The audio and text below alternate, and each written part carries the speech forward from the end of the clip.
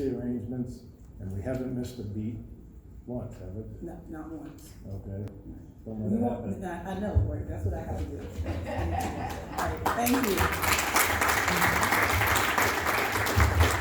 Well, first of all, I just want to say thank you for all of you all that are in attendance and affording me the opportunity to be here. And so my energy is a little different. Sometimes I might, I'm a little hyper sometimes, I had coffee, but I'm ready. And so that same passion that I have right now is the same passion that I have for the students in Miami-Dade County Public Schools. In Miami-Dade County Public Schools, we have over 365,000 students, 29,000 employees, and we have approximately maybe 45 senior high schools. So, and over 300 schools. So let me tell you that I am an advocate for education. I firmly believe in it. And this program is instrumental in changing the lives of our students. So this is my 29th year in Miami-Dade County Public Schools. Next year is my 30th year, and I'm dedicated to this position. So let me start with you all in talking about how to coordinate and ABOTA programs with Florida District Schools. So as you have heard, that Miami-Dade County Public Schools is a huge school district. We're the 4th largest school district in the nation also, 3rd behind Chicago. So first of all, this is one of the things that we've done. This is 2017. And one of the things I like to do is that people are very visual, right? So what they like, for example, when you want to have a party, if you ever notice, when you get outside, there are flyers all over your car, right? So we're very visual. So I always think of party scene, like I always think like this is going to be the greatest. And so what I do is I create a flyer. I send it out to all of the schools to ensure that the teachers see, and I don't want them reading a whole bunch of verbiage. And so I don't send out emails. What I do is I send out a flyer, and I put it in the body of the email. And so they don't have to do like 9 clicks to get to it. So, right? So because we hate those things. All right, so just want to show this was our 2018 ABOTA Teachers Law School. And so I had all of the judges on there, so I'm going to get to a couple of things I want to share with you all. But another thing is that so I use like buzzwords. Limited seating, right? Everyone wants to feel special, right? So I tell them limited seating. Another thing is that we do is I always make sure that I partner with a college or a university, because I get what then? Free space. Okay. This year, for 2018, for our James Otis lecture series, we had over 450 students. You can see the high schools that were identified. And as Mike talked, well, not Mike, Tom, as he spoke earlier, what he says, I don't give them a choice. The way that I don't give them a choice is this. I send an email that says, guess what, in the body, in the subject line? Congratulations, your school was selected. Everyone wants to be a winner. And so then I tell them, guess what? You were selected to be a part of the prestigious ABOTA James Otis lecture series. What teacher does not want to participate now? So now they're one. They'll be out for the entire day, but more than that, they will have an opportunity to learn about the Constitution. And guess what? We're meeting the federal mandate. So this is one of our James Otis lecture series. This was the last one, all right? So you can see some of the students in the audience. Those are our students. So I partnered with Miami-Dade College North Campus. President Maylou Harrison at the time at Miami-Dade College North Campus, awesome connection. And now she's also the president of another campus. And so she's made sure, as soon as I call, I send an email, ABOTA, I let them know that instantly everyone knows to drop what they're doing and make sure that I am on that list. Now, what I also do is this. I've already given my dates to Miami-Dade College for the ABOTA for this year. I already have my teacher law school date, my my James Otis lecture series, and also the teacher law school. I've already given those dates. So you can see all the students that we have there.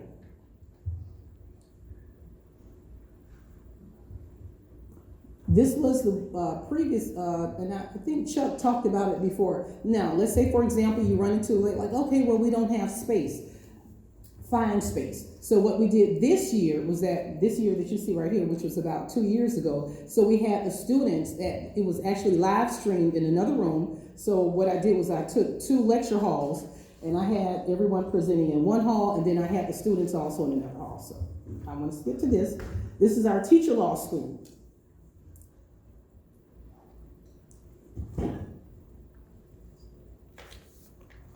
And here's what I want to get to. First of all, let me give you a little direction into meeting your supervisors for each of your districts. Jackie has prepared for you your supervisors for all of the school districts in the state of Florida. Did you see it in your packets? Okay. So what you're going to do is you're going to meet with your district social studies supervisor. You're just going to call and, listen, I want to meet you, this and the other. And not only that, we provided you the telephone numbers, their cell phones, their addresses, their grandmother's numbers. No, I'm just joking. So we provided you with all of the information to contact them. So you follow up with send them an email or whatever, and then you can also give them a phone call. Now, if push comes to shove, right, and you're not getting the response that you want, I advise you to call your school board member. You all know your school board members? Everybody familiar with school board members? Very good. School board members have a lot of power in the school districts. All you have to do is let them know we have an outstanding program, and I'm going to give you some talking points that you can use. I discussed the programs with them, told them all about all of the stellar programs that we have offer. This is important. Teachers like professional development points. Remember that they have to have professional development points to continue their teacher certification. All right, so what we do is this. When I set up the meeting, I let them know the supervisor has the ability to also provide them professional development points for attending and participating in the teacher law school. They also can do the same thing for the James Otis lecture series. The district supervisor now has all of this wonderful information, and what they do is they distribute that information through their databases to their teachers. So what I do, and you can give them a little guidance on them, I will give you the letter that I use. I'll make sure that Jackie sends it to you so that you will have the letter, the same letter that I use, that you can use that letter. So it goes, congratulations, you've been selected. All right? And then the district supervisor sends it to the schools, and then guess what? There are all of your teachers. The teachers register, they get their PD points, and then they come to our outstanding program, right? Now, talking points, right? We're very good about talking points. Let me tell you the importance and the connection of what you can do. So, there is an end of course examination. I heard everyone mentioning high school, right? There is an end of course examination for U.S. history. So our students are required to pass the United States history examination. Part of it means that they have to use right here the U.S. history end of course examination. There are test item specifications. Guess what I do? I align what we're doing because what you're doing is already in there. So when you talk to the district supervisor, what strengthens your argument, point, is that you're going to tell them everything that you're doing, that we support your teachers by getting your students prepared to have the experience, not only in just actually reading about it, but now they have actual experience of sitting in a courtroom, and you can look over the item specifications, and I've already identified some that aligns, there's alignment to what we're doing with our programs. Who wouldn't take that? Also, so I heard you mention high school. Guess what? In the state of Florida, what do our students have to pass in middle school? The civics course, okay? They must pass an EOC, which is the end of course examination for civics. It is a 7th grade course. It is a 7th grade test that they must take. In the state of Florida, they take the U.S. history examination in the 11th grade. There is no 10th grade course. In 7th grade, there is a civics exam, which constitutes for 30% of their grade. It also goes towards the school grade, right? So everyone wants their children going to an A school. But guess what? By passing the U.S. history test and also passing the civics examination, the school gets 100 points towards their school grade. For U.S. history, I know it's a lot of information, but for civics, it's 30% of their school grade. 30% of the students' grades. And also, they must pass the examination. Where can they get this great information? By what? Participating in our programs. So here are a couple of item specifications that I pulled out, because when we talk about Supreme Court cases, these are the Supreme Court cases that are identified in the civics.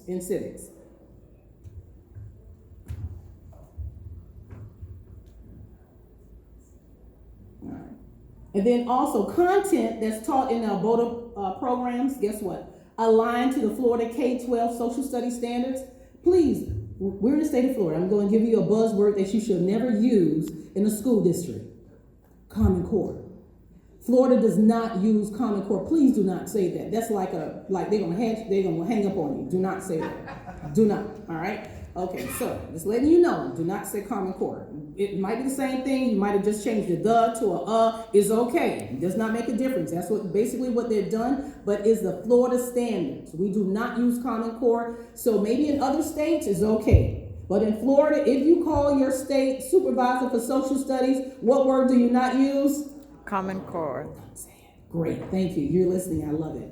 Okay, also, supporting, remember the buzzwords, what our programs do what? They support the EOC, which is the end of course examination for 10th grade, I'm sorry, that should be 11th grade, but 11th grade U.S. history, and then also 7th grade for civics, okay? So I'm going to adjust that before I send that back out. Also, Miami-Dade County Public Schools, listen, I come from a trend-setting district.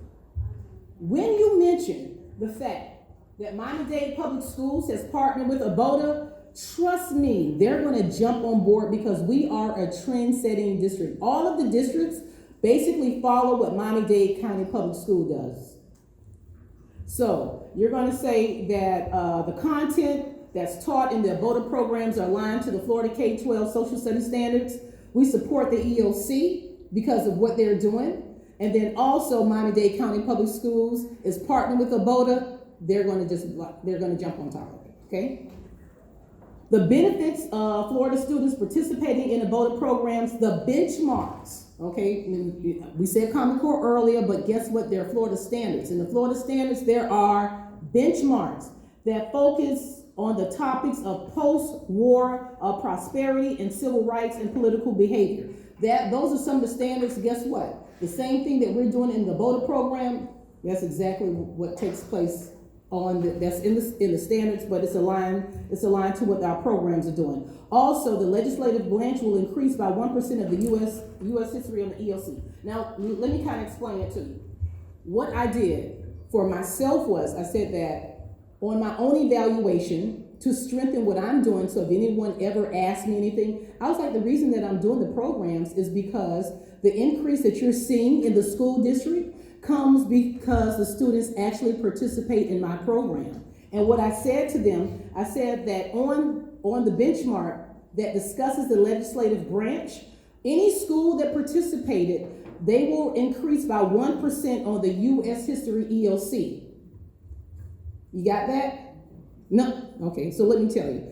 So the alignment, anytime that your social studies supervisors, some of them are supervisors, administrators, some of them in the districts are actually teachers. So what ends up happening is that they actually have to do their MEP, which is their performance base. So you're going to talk about their evaluation. So when I talk about my evaluation with my supervisor, what I tell him is that the reason I'm going to continue doing the ABOTA programs is because every school that participates, when they take the EOC, the end of course examination, their school is going to increase. I didn't make it something astronomical that wasn't unreachable. I made it nice and easy. They're going to increase by 1%, which is really big though. When you say that the entire school of those students or that body is going to increase by 1%, principals love it because it gives them the opportunity that their school grade will go up. And then also they're going to get 100 points, remember, because their students are going to now pass an end of course examination. You want me to go over that part again and kind of get it a little bit? Got it? So I made something small. I said that the EOC, that identifies all of those standards that talk about the legislative branch and that benchmark, they're going to just increase by 1%. And it's actually on my evaluation. So I'm going to show you a copy of it. I don't want to get too deep, but I want to just share that information with you. Also, what I did was I said in 2017, 2018, that the district average, because remember the districts have an average. So there'll be a sheet of paper that talks about the EOC and the district average for social studies. All I said that the students that scored between a 3 and a 5, 3 is passing, 4 is that you did wonderful, and 5 means that you're outstanding, right? And I said that we're going to go up from 65% up to 67%. Guess what? Did we reach that goal? Yes, we did. And we outdid the entire state. Woo-hoo. And I credit it all to ABOTA. That's what I put on my evaluation, so I'm highly effective. Earlier, you heard Tom talk about the 3rd District Court of Appeals program. I was like, why is Tom up there talking about the program and I have to follow him? But guess what? Tom is amazing. Tom kind of like, watered down a little bit what he does. So he shared with you all that he talks to the students. But let me tell you what they actually do. They actually go into the classroom a week before that they're going to go to appellate court. And what they do is that they teach the actual case. They talk about the case. So then 1 week before and then the next week, guess what the students do? They actually go in and sit in on the same case that they talked about in the classroom. What more could a teacher want? When I send that information out, everyone wants to participate, okay? So this is how I describe it when I send it out. I said that this educational program is designed only for schools with law magnets, have a law program, or some form of law comprehensive study courses. So those are the schools that I focus in on. So let's say I have 10 schools that have law studies. I send that directly out to those teachers. I do know their cell phone numbers because I don't deal with calling through the school office. Anytime that you email me, one of the things that I do is that I get their cell numbers and then I text them and then I tell them that they're my besties. Okay. So I have direct contact, but let me tell you, your social studies supervisors in your districts, they have that same power. All you have to do is sell them on it. And the sell on it is, guess what? You're going to look better, right? And not only that, but number one, not that they're going to look better, but the students are going to achieve, which is number one, okay? So I send out to them, I tell them about this 3rd District Court of Appeals program, and I tell them that I'm going to take 35 students, I'm going to take two teacher chaperones. Anytime that you take a teacher out of the classroom and I provide sub-coverage for them, I provide the sub-coverage for them. So I let them know that. I said that I'm going to pay you to come, which does not mean that they're going to get a stipend, but what I've done is that I get my district to make sure that they're going to pay for my teachers to be there. When the teachers participate in the James Otis lecture series, I give them sub-coverage. When the teachers participate in the teacher law school, I provide for them sub-coverage. You also have that ability to ask your district supervisor to provide sub-coverage. If they do not have the funding to do it, I suggest that you ask that it's done on a professional development day where teachers are already required to participate in some form of PD. So it's a win-win. Well, if they tell you we can't provide sub-coverage, okay, well, I need them to participate on a day that there's professional development when you don't have to pay for it anyway. And then I ask that they do what? Also make sure that they receive professional development points for participating in the program. Another thing that I do is, and we talked about food earlier. Let me tell you, students do not like to come to programs and you're not going to feed them.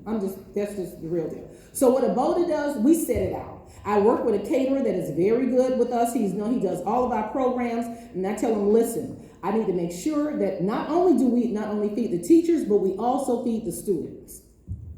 The program offers students the unique opportunity to learn some of the state's, to meet some of the state's best appellate lawyers and judges by attending a live appellate oral argument at the 3rd District Court of Appeals.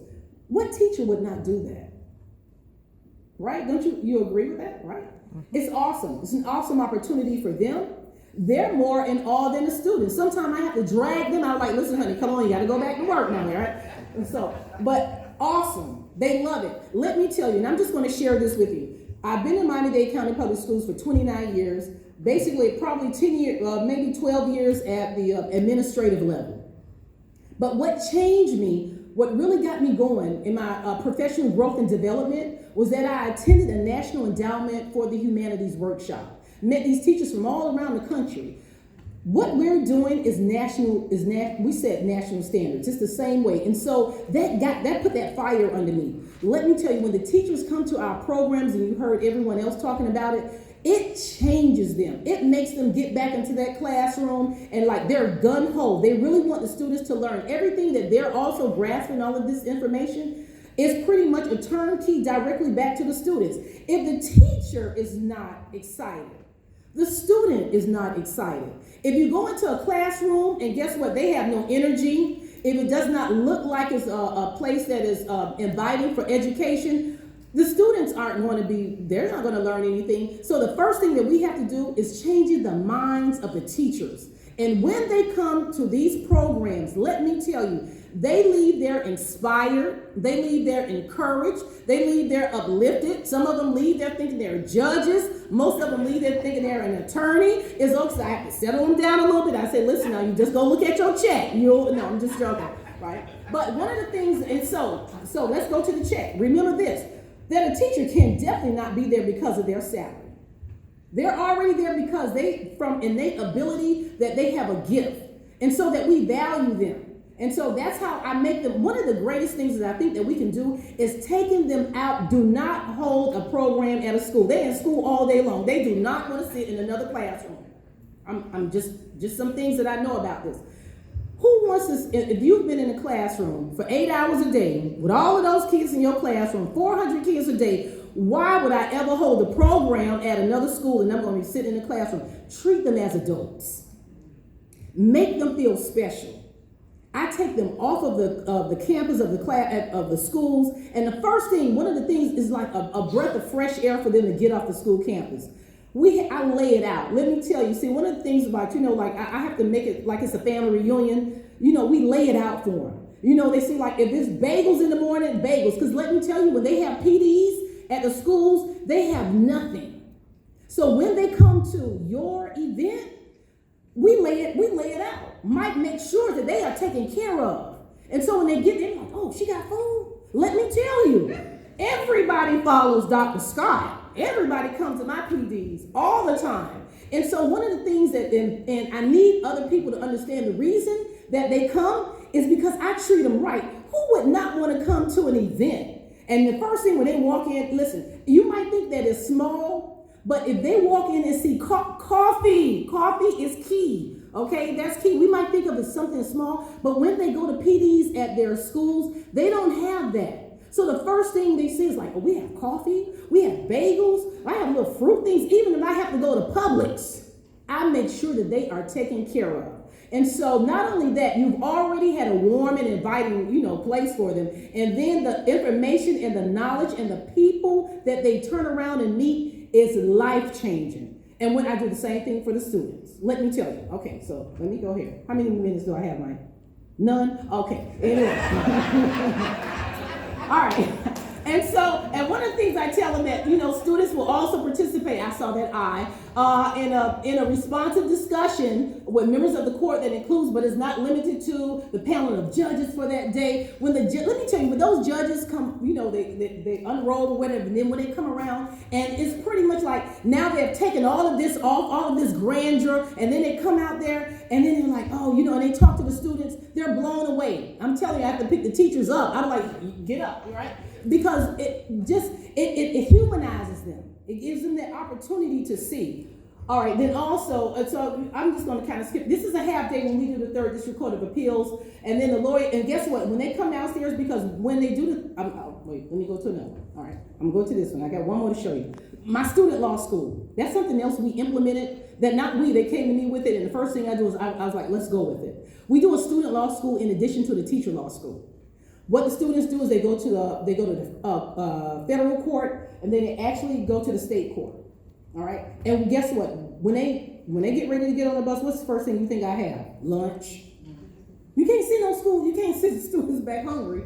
All right. So when they do the student law school, they have the experience of being in court, meeting the judiciary, federal and state court judges, learning state and federal constitution, court procedures. We talk about the Tinker case. Let me tell you, when I have the opportunity to meet Mary Tinker, let me tell you, anytime that I meet someone, I always get their phone number. They become my bestie. Mary and I still talk. Where did I meet her? I met her with ABOTA. National Teacher Law School. Mary and I still communicate. We text on the telephone. And not only that, I'm telling you, we become besties. I brought her back down to Miami-Dade County Public Schools, and I did, I can't think of the program, but I was like, you know, Mary Tinker actually does a get on the bus thing or whatever, and so she comes and the students actually had the opportunity to share with Mary Tinker. I had 500 students in Miami Carroll City, in the inner city, that I brought Mary Tinker over there, and then let me tell you what else we did. We barbecued for them. We had burgers, we had a great time. Mary, she had a wonderful time with them, but guess where I met Mary Tinker at? Yeah, she's sitting there looking like, really? Yes, it was awesome. How about the connection to it? Remember when I showed you the civics item specifications? The Tinker case, when our students opened the book, guess what? When it talked about the Constitution does not stop at the doorway when the students walk in, she set the precedent for that. Her and her brother, remember? The Tinker case. And they had the opportunity to meet Mary Tinker. Also, now that's just something else that I sent out to them. That's the EOC. How many minutes, Mike? Okay, that look. All right, I'll just keep it. All right, that's my EOC connection to my U.S. history, right? That's for your high school, and I talk about those are all of the things, those are some of the things that are in there, but I just decided to take out Appendix B and talking about the very things that are already covered. It aligns with what they're doing in the classroom because now we have a seamless thing from what you're learning in the classroom. Now we're giving it to you right here when you participate in an ABOTA program. Supervisors connection, I talked about it on my EOC. I even identified the schools. I talked about what they were going to do, and then I went back and I looked at the EOC. I looked at their scores that they got, and that's in my last evaluation that I sent to my boss. And yes, I am highly effective. See, my goals are reached. Yes, I checked them myself. You know they let you fill it out. And so what is he going to tell me? No? I was like, no, I did. See, I put all of my timeline, all of the dates and everything that I was going to do. I told them that the students, the percent of students that need selected, I select the schools. The schools probably don't even know. I just put them on there, and then I told them, yeah, you go. And they be like, yeah, great. They follow right with go along with everything that I said. Thank you. Here's my email contact if you would like to call me. Jackie definitely has my information. Mike has my information. But let me tell you, this program is instrumental in our students making it to the next level. And I heard, I think Tom said, you know, some of them, when they come in such and such as a master's, they may want some of those old other jobs. No. When they come into that, even if they don't have interest on that day, they leave there inspired enough to like, no, I want to be a judge.